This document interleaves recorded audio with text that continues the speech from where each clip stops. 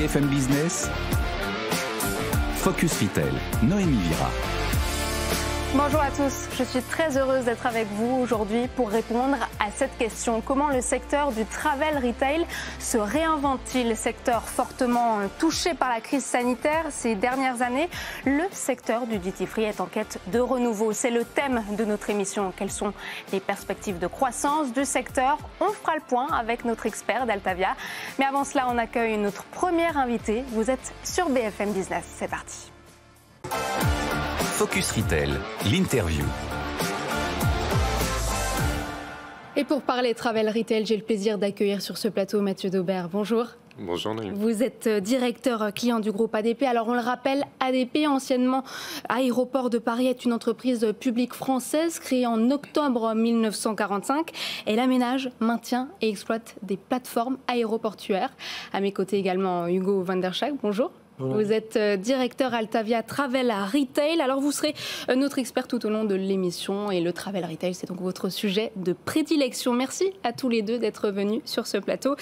Mathieu Daubert, le trafic est-il reparti à la hausse dans les aéroports? Est-ce qu'on se rapproche du niveau de l'avant-crise sanitaire?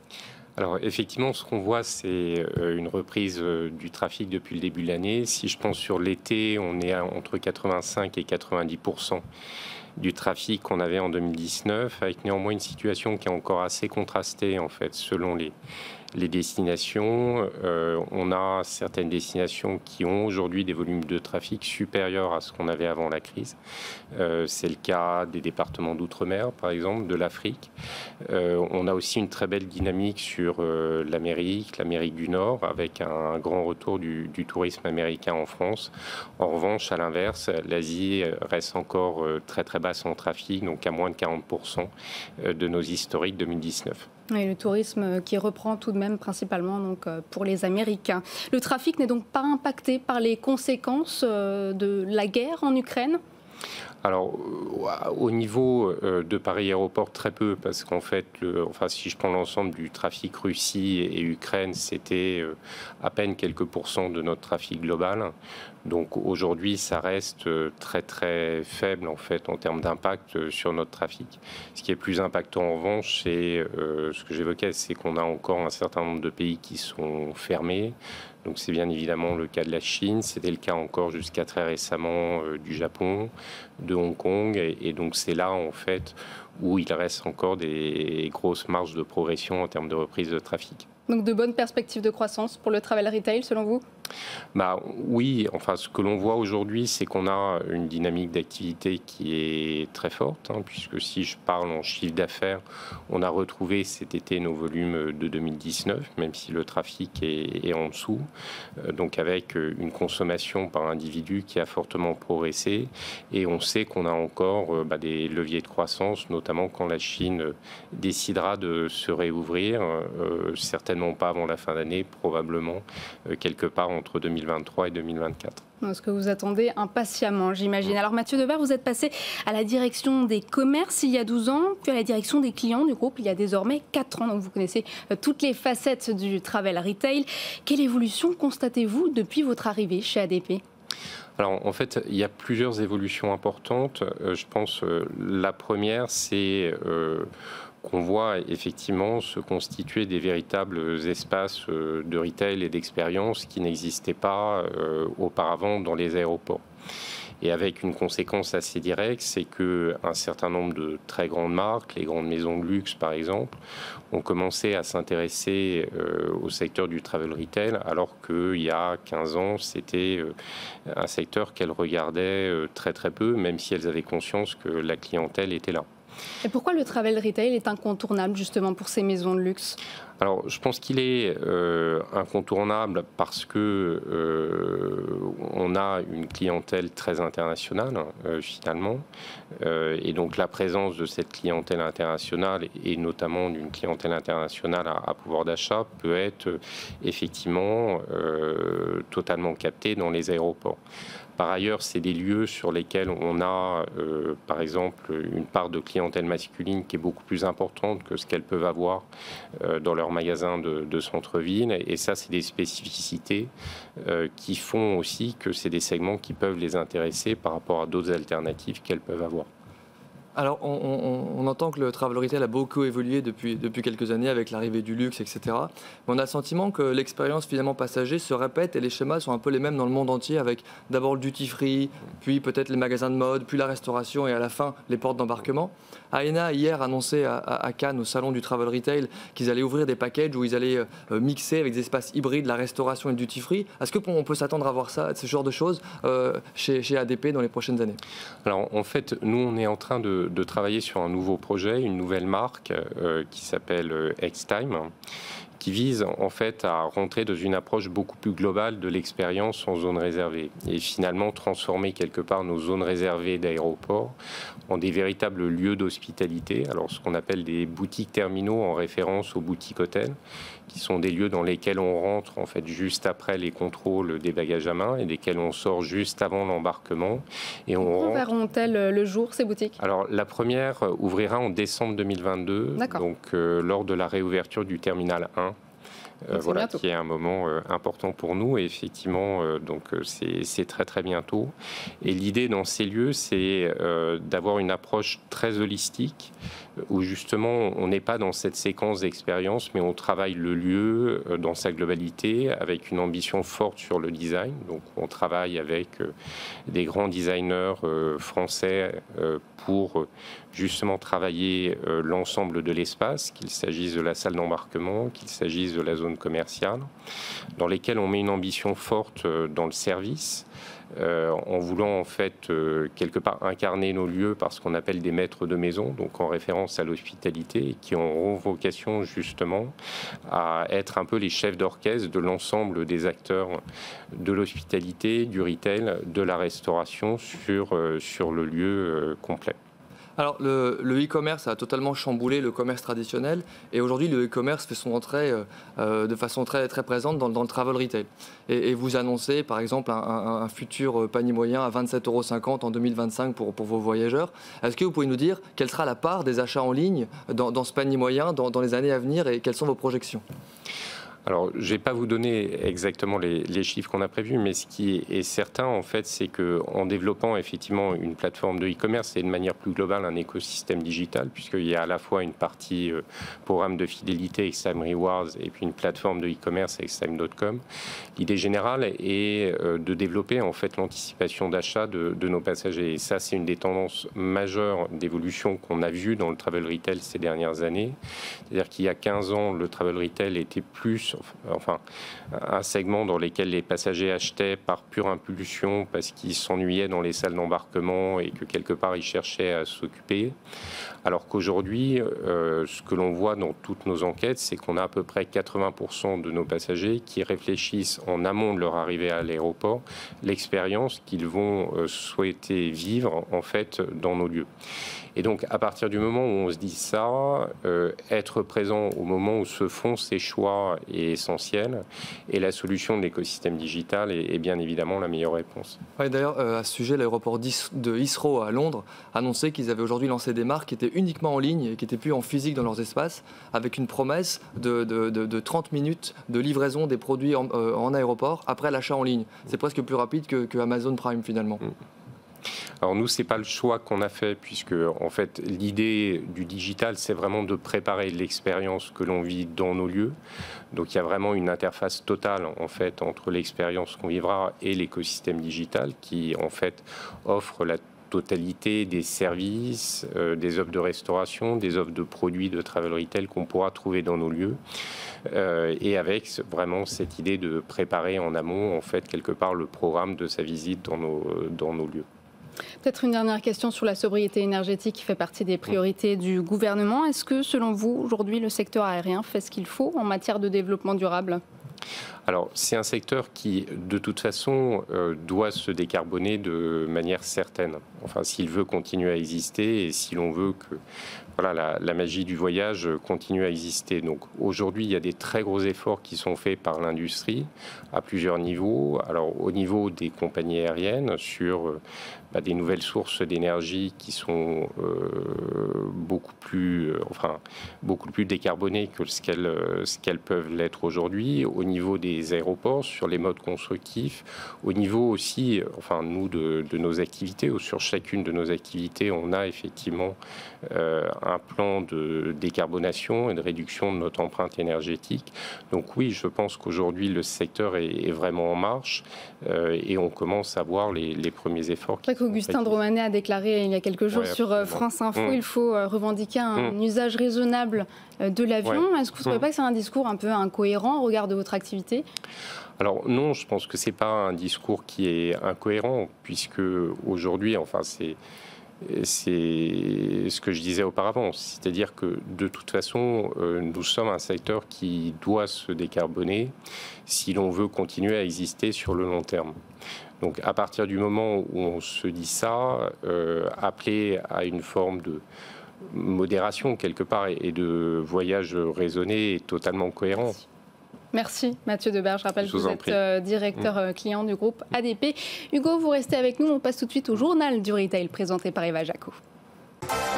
Focus Retail, le journal du retail. Eva, bonjour. Bonjour Noémie. Alors on commence ce journal avec l'occasion, avec un marché estimé à plus de 7 milliards d'euros en France. C'est une vraie tendance de fond. Après Vipi et ses services de recyclage, c'est au tour de showrooms privés de se lancer dans la seconde main. Oui, exactement. Avec le lancement de Second Show, Showroom Privé proposera 3 solutions de revente et de recyclage à ces 20 millions de membres. Alors, selon David Dayan, cofondateur et président directeur général de Showroom Privé, il ne s'agit pas de vendre des articles de seconde main, mais vraiment de proposer un accompagnement sur mesure aux clients. Alors, pour cela, le géant des ventes privées s'est associé à des spécialistes, Rediff pour le prêt-à-porter adultes et enfants, EasyCash pour les articles de high-tech et la plateforme de label Emmaüs, Tréma, pour les meubles et les objets de décoration. C'est un lancement qui intervient dans un contexte favorable, toujours selon le PDG. Le déstockage en ligne, avec des rabais de 62% en moyenne sur des produits neufs, séduit les consommateurs en cette période de tension sur le pouvoir d'achat. Autre actualité, Paris se prépare pour les JO 2024 et sur les Champs-Élysées. L'effet des Jeux est déjà là. Les marques sportswear envahissent l'avenue. Après Lacoste, Foot Locker ou encore Adidas, c'est la marque de yoga Lululemon qui a décidé de s'y installer. Oui, c'est le premier flagship Lululemon à faire son arrivée en Europe. La marque canadienne spécialiste des tenues de yoga compte déjà 4 magasins dans la capitale. Elle s'installera au 38 de l'avenue des Champs-Élysées à la place de l'ancien Zara Home dans un espace de 500 mètres carrés. Alors la marque y mise généralement sur des concepts immersifs et expérientiels pour ses magasins, avec notamment des espaces consacrés à la détente, et bien proposera des tenues de sport pour le running, pour le training et le yoga pour femmes et hommes. Alors ce magasin sera vraiment une vitrine internationale pour la marque qui a pour ambition de multiplier par 4 son chiffre d'affaires international au terme de son exercice 2026 par rapport à l'an dernier. Lululemon semble bien parti. Selon le groupe, au 2e trimestre de l'exercice 2022, le chiffre d'affaires net international a augmenté de 35% par rapport au 2e semestre. Voilà, le spécialiste du yoga training prêt à affronter les JO. Autre info, l'enseigne Kiabi poursuit son expérimentation de location de vêtements pour tous avec une formule d'abonnement. Oui, Kiabi teste la location de vêtements dans 3 boutiques de son réseau en région pendant 1 an. C'est un test qui avait déjà été fait pour les vêtements de femmes enceintes et qui s'étend à présent à toute la famille. Alors l'abonnement se décline en 4 formules. Pour 5 articles loués, tout secteur confondu, le client doit débourser 19 € par mois.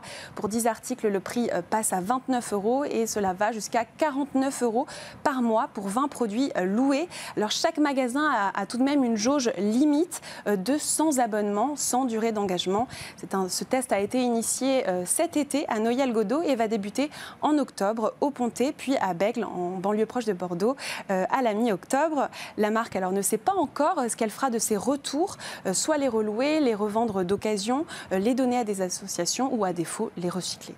Alors encore une action de l'enseigne pour faire face à l'inflation. C'est vrai qu'en septembre dernier, Kiabi avait déjà annoncé bloquer les prix de certains de ses articles. Merci Eva Jaco, on vous retrouve la semaine prochaine. Focus Retail, l'interview. Et cette semaine, c'était aussi le rendez-vous de l'industrie du duty-free à Cannes. Hugo van der Schaak, vous étiez sur place avec Kevin Diener, donc journaliste pour BFM Nice Côte d'Azur. Et à cette occasion, vous avez rencontré Dag Rasmussen, donc président de Lagardère Travel Retail. On écoute l'interview et on se retrouve juste après. Bonjour Monsieur Rasmussen. Bonjour. La promesse des prix détaxés du duty-free, est-ce qu'elle est toujours tenue dans ce contexte où l'inflation est assez grandissante ? Alors d'abord, la proposition de valeur du duty-free n'est pas seulement autour du prix. C'est aussi l'expérience, l'authenticité, l'unicité. Et c'est ça qui crée quand même la valeur du duty-free, dont vous avez pu voir l'évolution très très forte ces dernières années. Ceci étant, bien sûr, le prix est critique. Et nous travaillons beaucoup avec les marques pour essayer d'atténuer l'impact de l'augmentation des prix. Et on a une politique de pricing beaucoup plus dynamique maintenant, avec une comparaison avec certains acteurs en fonction des aéroports. Ça peut être le commerce de centre-ville, ou ça peut être d'autres aéroports, ou les prix online. Donc on fait des relevés de prix et on ajuste nos prix de manière très très dynamique, idéalement avec des étiquettes électroniques pour vraiment pouvoir être au bon prix, mais sans que la marge n'en pâtisse. Justement, quelle part des ventes représente ce travel retail ? Pour nous, c'est tout, c'est l'entièreté. Nous sommes spécialisés en travel retail. Plus généralement en concession, on a un petit peu d'activité en zone hospitalière, mais sinon c'est, disons, 80% en aéroport et 20% en chemin de fer. Donc toujours du travel retail. Et autour de trois métiers, donc le duty free, mais aussi ce que nous appelons le travel essentials dans notre jargon, notamment Relais, ou d'autres marques comme Fnac, Marks Spencer, donc on opère en zone de transport, et la restauration. Donc on est sur ces trois activités. C'est une stratégie qu'on a lancée maintenant il y a de nombreuses années, plus de 10 ans, et c'est en train de devenir la norme de l'industrie. Dans un point de vente duty-free, la clientèle elle a généralement moins le temps de faire des achats. En quoi cette vente-là, du duty-free, elle se distingue d'une vente traditionnelle ?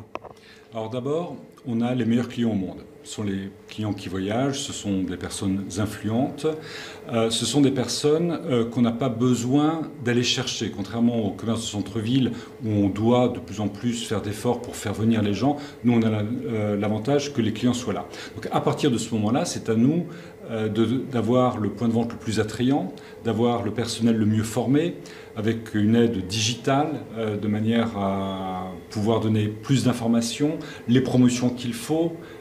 Donc c'est vraiment le vrai métier de retailer. Et pour moi, le travel retail, c'est la forme ultime de commerce physique. Parce que justement, on n'a pas besoin de manger sur le budget de temps de ces personnes qui sont déjà très très fortement sollicitées. Vous l'avez dit, c'est une clientèle qui voyage justement et qui vient aussi de partout. Comment gérer cette interculturalité en tant que vendeur et comment on approche les clients en fonction de leur culture, de leur nationalité ? Alors là, la formation est quelque chose qui est critique. Alors d'abord l'assortiment en fonction des clientèles peut varier très fortement selon le fait que vous avez essentiellement une activité de low cost ou de chinois aisés, pour prendre peut-être des extrêmes. L'assortiment n'est pas le même. Pour le low cost, il y a plus de restauration, notamment parce que la restauration à bord est payante. Pour des voyageurs chinois, on cherchera beaucoup plus le luxe, l'expérience, l'unicité. Et ensuite, on se doit de former les personnes parce que si c'est vous qui voyagez ou une jeune chinoise, on ne va pas s'adresser à vous de la même manière.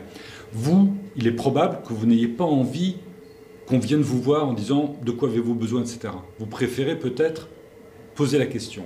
Une clientèle chinoise, si vous n'allez pas vers elle en lui proposant vos services, il considère que vous ne faites pas votre métier. Donc on essaye de former tout notre personnel à savoir s'adapter au type de clientèle. La clientèle chinoise, j'imagine qu'elle est prépondérante dans le duty-free ? Elle était assez forte, en ce moment elle est beaucoup plus faible puisque vous savez qu'il y a beaucoup de confinement en Chine, donc la clientèle internationale chinoise a quasiment disparu et ça a été l'occasion pour mieux parler aux autres. aux passagers domestiques, aux Américains qui étaient très fortement présents cet été. Donc nous sommes dans un monde de plus en plus incertain, ce qui est passionnant, et on doit s'adapter à chaque nouvel événement. Alors le pire étant le confinement, on a dû globalement fermer tous nos points de vente, mais là la clientèle change, évolue rapidement et on arrive en fait à faire de l'excellent travail avec les clients parce que, encore une fois, c'est globalement la meilleure clientèle au monde. Je pense que nous sommes les plus grands opérateurs internationaux à Hainan et en Chine. Quelle est l'importance justement de tous ces acteurs, de ces nouveaux acteurs chinois? Et est-ce qu'il y a des conséquences sur l'offre? Alors, JD.com, nous les avons fait effectivement entrer au capital de Lagardère Travel Retail North Asia parce que nous pensons qu'il y a énormément de synergie.